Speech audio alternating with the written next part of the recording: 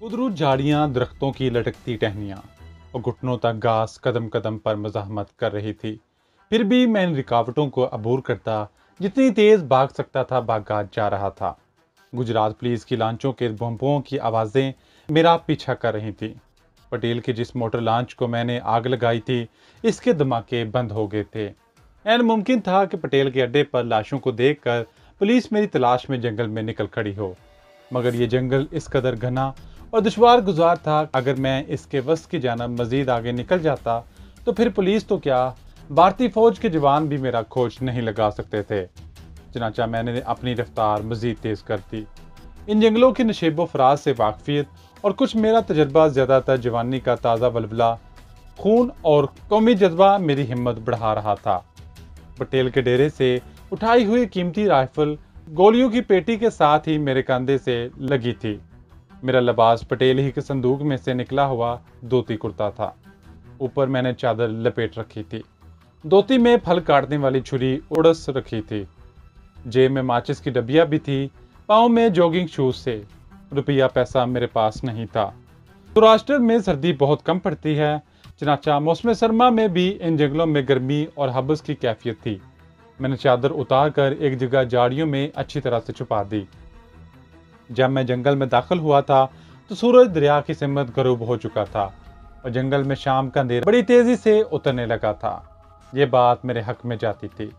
दूसरी तरफ मुझे शेर और चीते और सांप बिच्छू का डर भी था।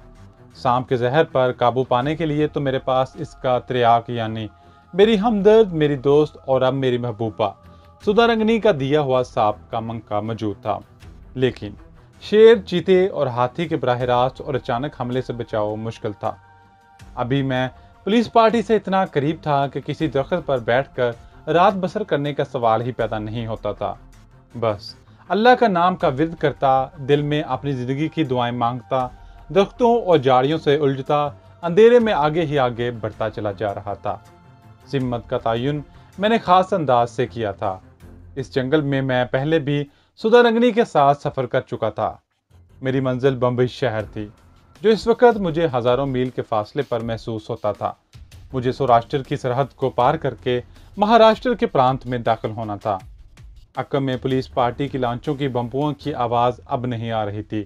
पीछे एक फायर की आवाज से जंगल गूंज उठा और दरख्तों के परिंदे फड़फड़ा कर उड़ गए। ये 393 की राइफल का फायर था। शायद पुलिस मेरे ताकुम में चल पड़ी थी, या ऐसा भी हो सकता था कि यह फायर मुझे दहशतजदा करने के लिए दागा गया हो। इतना मुझे मालूम था कि गुजरात पुलिस के सूखे साखे सिपाहियों में इतना दमखम नहीं कि वो रात के अंधेरे में इतने खतरनाक जंगल का रुख करें। ताहम मैं जरा सी भी गफलत नहीं करना चाहता था। मैं किसी जगह रुके बगैर आगे बढ़ता गया। जब रात का अंधेरा गहरा हो गया और मैं भी थक गया तो एक जगह घास में छुपे हुए पत्थरों के पास बैठकर सुस्ताने लगा। जब सांस कुछ ठीक हुआ तो अल्लाह के नाम लेकर फिर चल पड़ा। यह हिम्मत तलब दुश्वार गुजार सफर रात गए तक जारी रहा। अब मैं इतना थक चुका था कि एक कदम चलने की सकत ना थी। प्यास भी लग रही थी। कोई नदी नाला अभी तक मुझे नहीं मिला था। मैं एक जगह बेदम होकर बैठ गया। लिबास भी कई जगह से फट गया था। राइफल और गोलियों की पेटी अपने सामने जमीन पर डाल दी और लंबे लंबे सांस लेने लगा। एन इसी वक्त जंगल किसी शेर की दहाड़ से गूंज उठा। मैंने चौंक कर अंधेरे में जिधर से आवाज आई थी उधर गौर से देखा। तारीकी में भूतों की तरह अस्तादा देव कामद दरख्तों ह्योलों के सिवा और कुछ नजर नहीं आ रहा था। शेर की दहाड़ करीब से बुलंद हुई थी। हो सकता है ये कोई आदमखोर शेर हो और इसे मेरी बू आ गई हो। मैंने राइफल उठाकर कंधे पर डाली और एक दरख्त पर चढ़कर इसकी दो शाखाओं पर बैठ गया। ये दो शाखा, जो जमीन से काफी बुलंद था, मेरे लिए एक मचान का काम दे रहा था। मैंने एक मोटी सी टहनी से टेक लगा ली। मच्छरों ने मुझ पर हमला कर दिया। ये एक नई मुसीबत थी। बहरहाल मुझे इस मुसीबत का मुकाबला करना था। मैंने धोती उतार कर इसमें अपना सारा जिस्म लपेट लिया। सिर्फ आंखें खुली थी। किसी ने सच कहा है कि नींद सूली पर भी आ जाती है। खुदा जाने किस वक्त मुझे नींद आ गई और मैं इसी हालत में दरख्त की टहनी से टेक लगाए सो गया। चिड़ियों की चहकार से मेरी आंख खुल गई। दरख्तों में और दरख्तों के नीचे दिन की रोशनी फैली हुई थी। मैं एक पल के लिए दम साधे वहीं बैठा माहौल का जायजा लेता रहा। सवाए चिड़ियों की चहकार और परिंदों की बोलियों के सब वहां कोई दूसरी आवाज नहीं थी। दरख्त से उतरकर मैंने धोती बांधी, छुरी को कुर्ते की जेब में रखा, राइफल के चैम्बर को चेक किया। चैम्बर मैगजीन से भरा हुआ था, प्यास से हलक खुश्क हो रहा था। कुछ दूर चलने के बाद एक जगह पत्थरों में पानी का छोटा सा झरना नजर आया। इस झरने में से शफाफ पानी बहकर एक तलिया में जमा हो रहा था।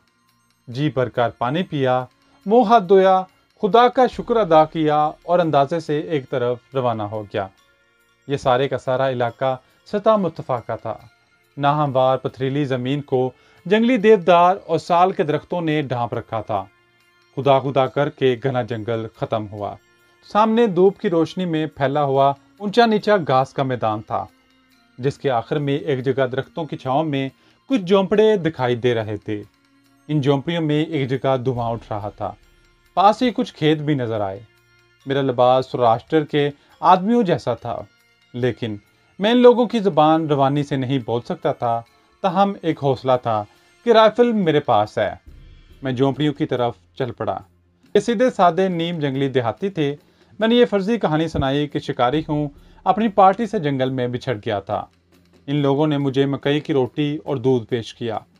ताज़ा दूध और मकई की रोटी ने मेरे जिस्म की खोई हुई तवानाई बहाल कर दी। इनकी ज़बान जंगली गुजराती ज़बान थी, जिसमें महाराष्ट्र प्रांत की बोली भी शामिल थी। इन्होंने कुछ बोलकर कुछ इशारों में मुझे बताया कि महाराष्ट्र के सरहद एक दिन और एक रात की मुसाफिर पर है।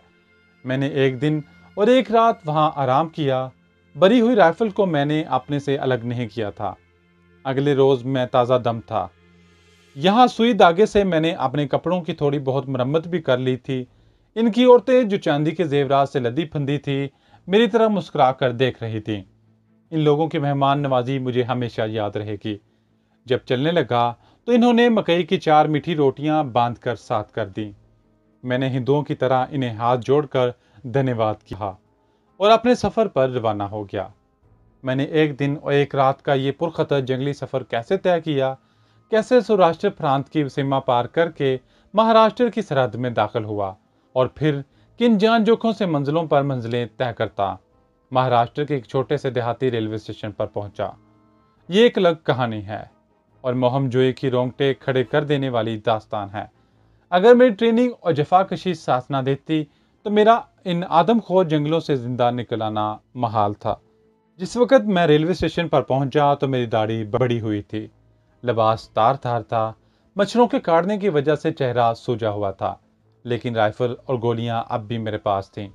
मैं सीधा इस छोटे रेलवे स्टेशन मास्टर से जाकर मिला और इसे ये कहानी गढ़कर सुनाई कि मैं आंध्र प्रदेश का रहने वाला हूँ और अपनी शिकार पार्टी से बिछड़कर जंगल में भटक गया हूँ। मैं तामिल जुबान में बात कर रहा था।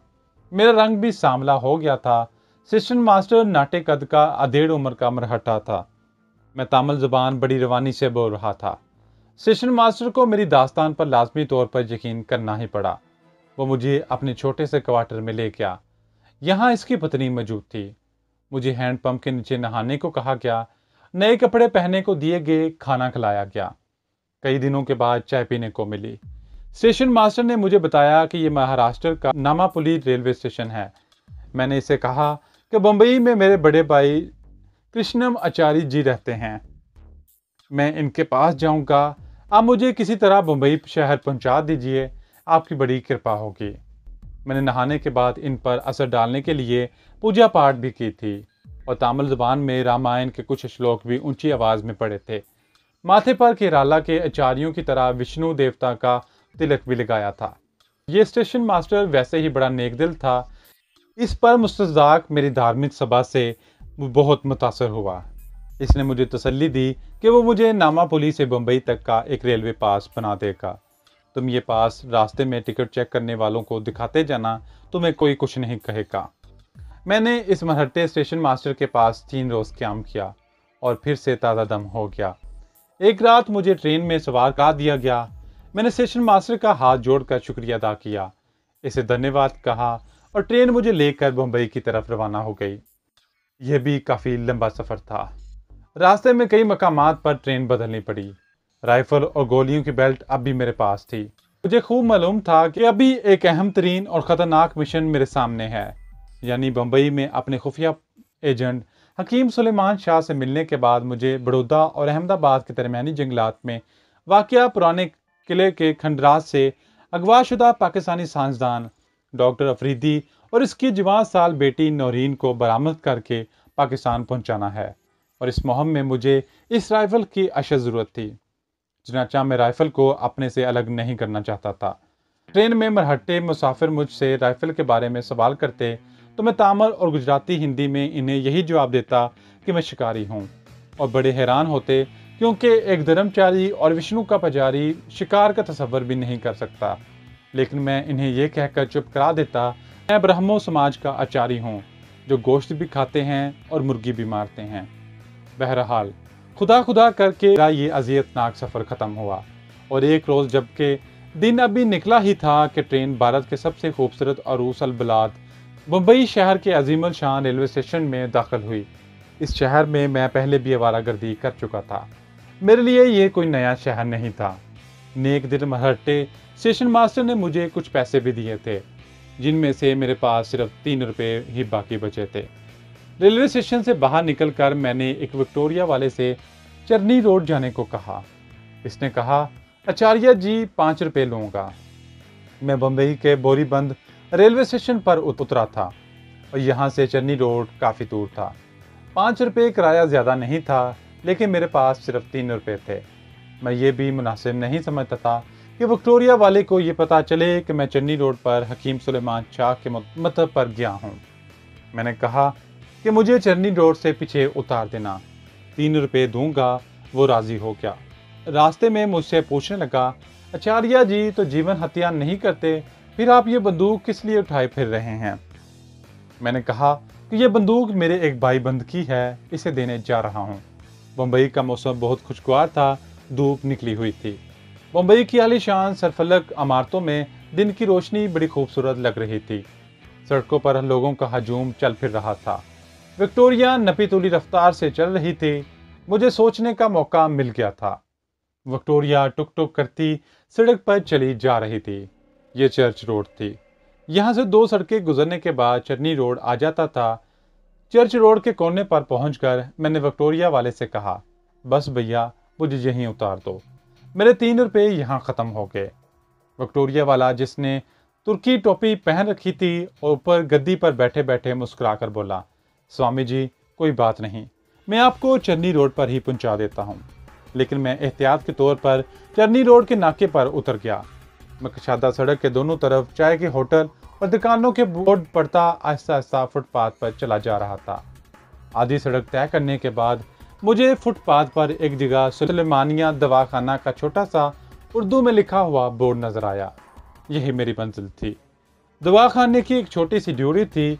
एक जानब कमरे में गोल मेज पर अखबारात रखे थे। कुछ लोग अखबार पढ़ रहे थे। यह हकीम साहब की लाइब्रेरी थी। आगे सामने दवाखाना का दरवाज़ा था। मैं दवाखाने में दाखिल हो गया।